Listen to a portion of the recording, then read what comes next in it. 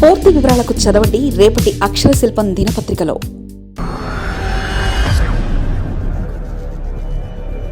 రేవంత్పై మరో ఉప ఎన్నిక బాధ్యత. త్వరలో మరో ఉప ఎన్నికకు సిద్ధమవ్వాలట. తెలంగాణలో మరో ఉప ఎన్నికకు సిద్ధం చేస్తున్న రేవంత్. కాంగ్రెస్ గెలుపుతో వచ్చిన ఉత్సాహంతో ఖైరతాబాద్ నియోజకవర్గంలో ఉప ఎన్నికకు. దేశవ్యాప్తంగా మొన్న జరిగిన 2 ఎన్నికల్లో ప్రధానంగా ఒకటి ఎన్డీఏ ప్రభుత్వం స్థాపించిన బీహార్ ప్రభుత్వానికి సంబంధించిన ఎన్నిక. అదేనండి బీహార్ ఎన్నిక. అయితే ఆ ఎన్నిక గురించి, జాతీయ రాజకీయాల గురించి కాస్త పక్కన పెడితే తెలంగాణలో ఒక ఊపింది జూబ్లీహిల్స్ ఉప ఎన్నిక. ఈ ఎన్నికలో కాంగ్రెస్ విజయదుందుబి మోగించింది. కౌంటింగ్ మొదటి దశ నుంచి ఎటువంటి ప్రయాసాలు లేకుండానే గెలిచింది. కాంగ్రెస్ బీసీ మంత్రంతో అలాగే జూబ్లీహిల్స్లో తనదైన రీతిలో ముందుకు వెళ్ళిపోయింది. రాజకీయ వ్యూహాలు కూడా ఎందుకో బాగా పనిచేశాయి. ఒకసారిగా రేవంత్ రెడ్డి మీద ఎన్నికల్లో పూర్తిగా కాంగ్రెస్కి కాన్ఫిడెన్స్ పెరిగింది. తెలంగాణలో రేవంత్ రెడ్డి ఏ ఎన్నికైనా గెలుచుకువస్తారనే విషయం ఢిల్లీ పెద్దలకు తెలిసిందే. దీంతో మరో ఎన్నికలకు తెలంగాణ రాష్ట్ర కాంగ్రెస్ నేతల్ని రంగానికి సిద్ధం చేశారు. తెలంగాణ ముఖ్యమంత్రి రేవంత్ రెడ్డి మరో ఉప ఎన్నికకు సిద్ధమవుతున్నారని తెలుస్తుంది. జూబ్లీహిల్స్ నియోజకవర్గంలో కాంగ్రెస్ గెలుపుతో వచ్చిన ఉత్సాహంతో మరో ఉప ఎన్నికతో పార్టీ గ్రాఫ్ను మరింత పెంచాలన్న యోచనలో ఉన్నారు. ఈరోజు ఢిల్లీ పర్యటనలో ఉన్న ముఖ్యమంత్రి రేవంత్ రెడ్డి, ఉప ముఖ్యమంత్రి మల్లు భట్టి విక్రమార్క, పీసీసీ చీఫ్ మహేష్ కుమార్లు పార్టీ పెద్దలను కలిసి అనుమతి తీసుకునే అవకాశాలున్నాయి. ప్రధానంగా ఖైరతాబాద్ నియోజకవర్గంలో ఉప ఎన్నికకు ముఖ్యమంత్రి రేవంత్ రెడ్డి సిద్ధమవుతున్నారు. ఇప్పటివరకు కాంగ్రెస్ అధికారంలోకి వచ్చిన తర్వాత కంటోన్మెంట్, జూబ్లీహిల్స్ నియోజకవర్గంలో జరిగిన ఉప ఎన్నికల్లో గెలిచిన తర్వాత ఖైరతాబాద్ ఉప ఎన్నికకు ఆయన సిద్ధమవుతున్నారని సమాచారం.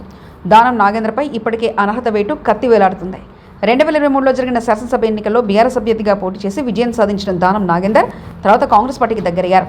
మొత్తం 10 మంది ఎమ్మెల్యేలు బీఆర్ఎస్ నుంచి కాంగ్రెస్కు చేరువైనా దానం నాగేందర్ది మాత్రం ప్రతీక కేసుగా చూడాలి.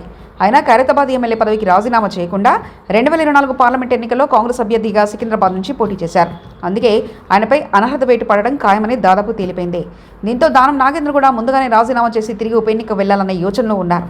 అనుకోకుండా వచ్చిన జూబ్లీహిల్స్ నియోజకవర్గ ఉప ఎన్నికలో కాంగ్రెస్ అద్భుతమైన విజయం సాధించడంతో ఇక దానం నాగేంద్ర కూడా త్వరలో రాజీనామా చేస్తారన్న ప్రచారం ఊపందుకుంది.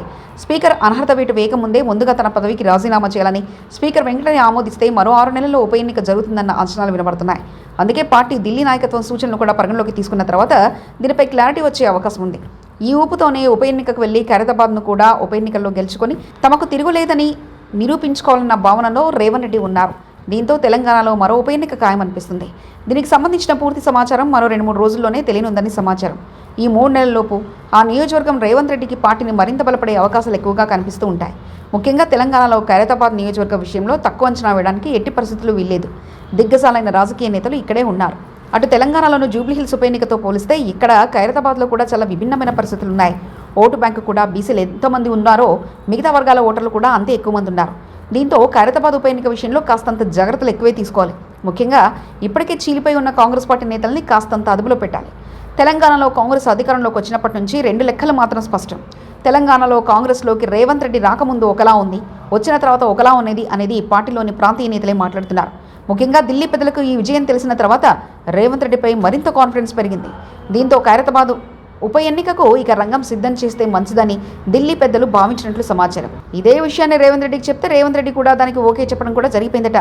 మరి చూడాలి వచ్చే 6 నెలల్లో పరిణామాలు ఏ విధంగా ఉంటాయి, కాంగ్రెస్కు ఏ విధంగా ముందుకు వెళ్తుంది అనేది. మరిన్ని కథనాల కోసం సబ్స్క్రైబ్ చేసుకోండి మీ అక్షర శిల్పం. పూర్తి వివరాలకు చదవండి రేపటి అక్షర శిల్పం దినపత్రికలో.